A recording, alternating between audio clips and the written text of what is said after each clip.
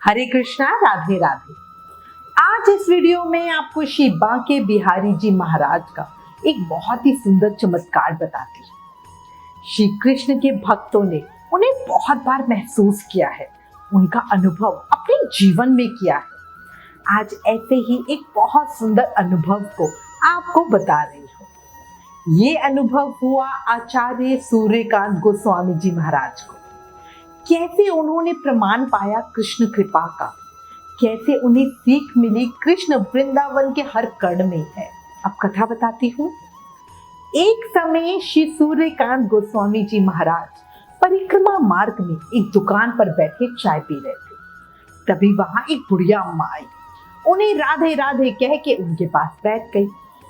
पता है आपको, वृंदावन में हर कोई हर किसी को राधे राधे ही कहता है, चाहे सामने वाले को जानते हो या नहीं। सड़क पर रास्ता चाहिए तो भैया राधे राधे, किसी से मदद चाहिए तो भैया राधे राधे। हर समय हर बात राधे राधे से ही शुरू होती है। आप सब भी आदत डालो, जब फोन करो तो हेलो हाय मत बोलो, उसकी जगह राधे राधे कहा करो। घर से निकलो तो बाय की जगह बोलो मम्मी राधे राधे। अब वापस कथा पे आते हैं। अब वो जो बुढ़िया अम्मा थी वो काफी बुजुर्ग थी, दीन हालत में लग रही थी, पर आवाज में दम था, एक खनक सी थी। गोस्वामी जी ने उन्हें देखा और पूछा, मैया चाय पियोगी क्या? वो बोली, हाँ भैया चाय तो पीऊंगी, पर अभी नहीं। मेरे कान्हा ने कहा है कि परिक्रमा मार्ग में चाय की दुकान पर जाके बैठ जा, मैं वहीं तेरे लिए 5 रुपए भेज रहा हूँ। अब ये सुन के सूर्यकांत जी थोड़ा सा मुस्कुराए। उन्होंने सोचा कि भाई ये मांगने का शायद नया तरीका है, और अपनी जेब से 5 रुपए का एक नोट निकाल कर उन्हें देते हुए बोलो, लो तुम्हारे कान्हा ने भेजा है। उस मैया ने सूर्यकांत जी को बड़ा घूर कर देखा और कड़क कर बोली, नहीं तुम झूठ बोल रहे हो, जो रुपए लेके आने वाला है उसकी शक्ल सूरत तुम्हारे जैसी नहीं है, ना उसकी उम्र ही इतनी है। फिर थोड़ा शांत होकर कोमल स्वर में बोली, अरे वो तो कोई 20-22 साल का नवयुवक होगा, वो भी आ ही रहा होगा, तुम रुको तुम्हें भी दिखाऊंगी। अब उसकी बातें सुनकर सूर्यकांत जी को लगा उम्र की वजह से मैया सठिया गए हैं। थोड़ी देर के बाद उन्होंने देखा दूर से एक जवान सा लड़का वो परिक्रमा लगा रहा था। चलते चलते अचानक से मैया के पास आया, 5 रुपए का नोट पकड़ाया और आगे निकल गया। गोस्वामी जी हैरान थे, ये मात्र सहयोग था या कुछ और? वो माई से बोले, माई कहाँ रहती हो? वो बोले, बिहारी जी के पास ही रहती हूँ। सूर्यकांत जी फिर से पूछा उनसे, और करती क्या हो? वो बोली, अरे बाबा बिहारी जी की सेवा टहल में लगी रहती हूँ, वो जो कहते हैं सो कर देती हूँ, और मेरे पास क्या काम धरा है। अब ये कहती हुई वो वहां से उठ गई और बिना कुछ बोले बस चलने लगी और बोलती जा रही थी, मेरे बांके बिहारी, मेरे कान्हा प्यारे, मेरे माखन चोर, मेरे गिरधर, मेरे बनवारी, मेरे गोपाल, मेरे नंदलाल। इस तरह अनेकों ही नामों से कान्हा जी के नाम लेती हुई वो अपनी ही धुन में मग्न यमुना की ओर बढ़ गई। अब सूर्यकांत जी के मन में कुछ उत्सुकता सी पैदा हुई, उन्हें बिहारी जी की लीला का कुछ आभास हो रहा था, इसलिए वो भी मैया के रास्ते उनके पीछे पीछे चल दिए। अब सूर्यकांत जी चलते हुए यमुना के किनारे पहुंच गए। उन्होंने दूर दूर तक देखा पर मैया कहीं भी नहीं थी। अरे अभी तो मेरे सामने आगे से निकले, अचानक कहाँ चली गई? अब जैसे ही वो पलटे, मैया एकदम से सामने आके खड़ी हो गई। बोली, भैया मुझे देख रहे हो क्या? यहाँ आओ जल्दी से, बिहारी जी ने तुम्हारे लिए एक आज्ञा दी है। सूर्यकांत जी को उनकी बात को समझ ही नहीं आई। सूर्यकांत जी उनके पास पहुंच गए तो उस मैया ने 5 का नोट और एक कागज की पर्ची उनके हाथ पे रखा और बोला, जल्दी से जाके इस पर्ची पे लिखी दवा ले आओ। यहाँ कुटिया में एक विधवा रहती है, उसका बच्चा बहुत बीमार है। जरा अब ये कहते हुए उन्हें भेजने लगी और बोली, जरा जल्दी आना। अब इतना कह के वो मैया तो अपने आप कुटिया में घुस गई। सूर्यकांत जी को हाँ ना कुछ कहने का मौका ही नहीं मिला, पर उन्हें ऐसे लग रहा था जैसे स्वयं बिहारी जी उन्हें ये करने को कह रहे हैं। वो जल्दी से गए और दवा लेकर आ गए। उस बुढ़िया माई ने वो दवा अपने हाथों से बच्चे को पिलाई, उसके सर पर प्यार से हाथ फेरा और उसकी माँ जो बहुत रो रही थी उससे बोली, अब मत रो बेटी, बच्चे का कष्ट कट गया, शाम तक देखियो ये ठीक हो जाएगा। और ये कहकर वो कुटिया से बाहर आ गई। सूर्यकांत जी उनके पीछे पीछे थे। अब बुढ़िया माई ने सूर्यकांत जी को मदद के लिए धन्यवाद कहा और कहा कि अब आप जाइए। सूर्यकांत जी को ये सभी बातें बहुत आश्चर्य दे रही थी। वो बोले, माई आज तो तुम्हें देखकर मुझे बड़ा ही आश्चर्य हो रहा है। मुझे कुछ अपने बारे में तो बताओ, तुम कैसे बिहारी जी की शरण में आए। अब वो मैया सूर्यकांत जी की ये बात सुन के थोड़ा मुस्कुरा गई। वो माई एक पेड़ की छाया में बैठ गई। अब उनको बैठा देखकर सूर्यकांत जी भी उनके पीछे पीछे आए और उन्हीं के साथ बैठ गए। मैया बोली, आज जाने मेरे लाला को क्या सोच रही है, जो मेरे सूखे घावों को फिर से हरा करना चाहते, पर अगर ये उनकी मर्जी है तो मैं इसके लिए तैयार। ये बोली, उसके बाद थोड़ा सा रुक गई, सोचा और फिर थोड़ा सा रुककर फिर बोली, पता है मैं एक बहुत आम सी स्त्री थी, जैसी सभी औरतें होती हैं। मैंने जीवन के 40 साल गृहस्थी में काटे। मेरा भरा पूरा परिवार था, बेटा बेटी पति देवर जेठ पूरा परिवार था हमारा। ठाकुर परिवार से हूं मैं। लंबी चौड़ी जमींदारी थी हमारी। गांव में खाने पीने की कोई कमी नहीं। मेरे 4 बच्चे थे, 3 लड़के और 1 लड़की। जिस समय मैंने घर छोड़ा था उस समय मेरा सबसे छोटा लड़का 12-13 साल का था। बाकी 3 बच्चों की शादी हो गई थी, उनके भी बच्चे थे। पति सहित मेरा पूरा परिवार मुझे बहुत चाहता था। मुझे कभी याद नहीं आता कि किसी ने भी कभी मेरा दिल दुखाया हो। मेरा जीवन बहुत आनंदमय था, पर कहते हैं ना, सुख के बाद दुख और रोशनी के बाद अंधेरा आएगा ही आएगा, और यही जीवन चक्र मेरे साथ हुआ। जब मैंने 40 पार किए तो अचानक से मुझे कोढ़ हो गया। कोढ़ की वजह से मेरी उंगलियां गलने लगी। मेरी इस बीमारी के चलते सबने मुझसे किनारा कर लिया। उस समय मुझे मेरे जीवन की हकीकत मेरे सामने आई। कोई मेरे पास नहीं आता। एक दिन तो मेरे बड़े बेटे ने आकर मुझे साफ साफ कह दिया, माँ तुम्हें कुष्ठ रोग है, घर में छोटे बच्चे हैं, तुम नहीं चाहोगी कि उन्हें कुछ परेशानी हो, इसलिए तुम्हारा इंतजाम किसी तीर्थ में करवा देता हूँ। वहां तुम्हारे जैसे रोगियों के लिए रहने की अलग व्यवस्था होती है। फिर माई थोड़ा रुक गई और फिर सोचकर बोली, उस दिन मेरे बेटे के कहे एक एक शब्द ने मेरे दिल के हजार टुकड़े कर दिए। बेटा ये कह के चला गया। मेरी आंखों के सामने घना अंधेरा छा गया।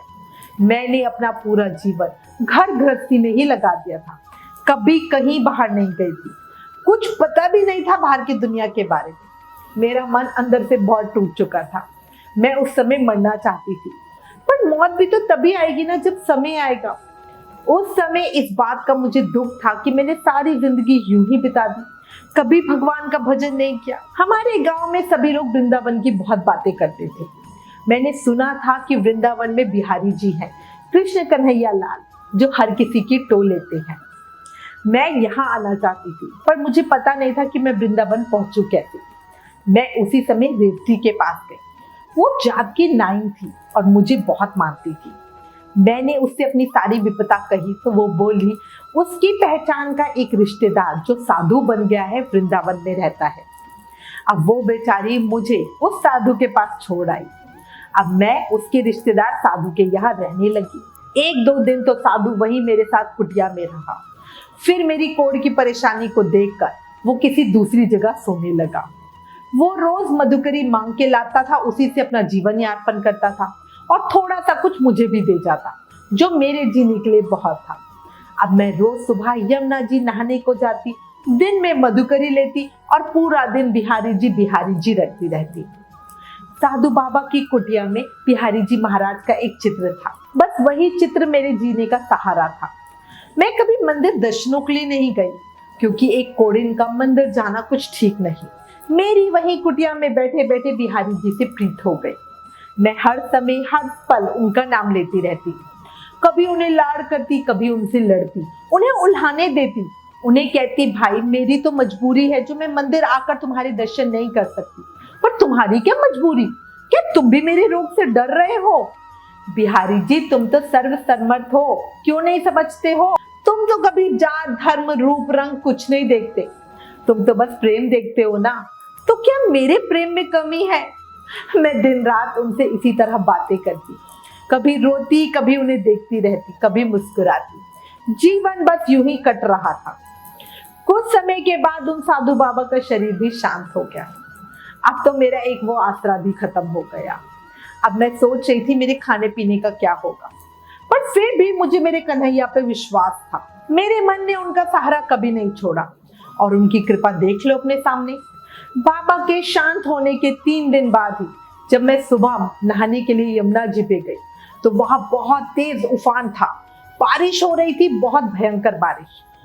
ऐसे तैसे नहाने के लिए मैं यमुना जी में घुसने लगी तो जाने कैसे मेरा पाँव फिसला और मैं धारा में ही बहने लगी।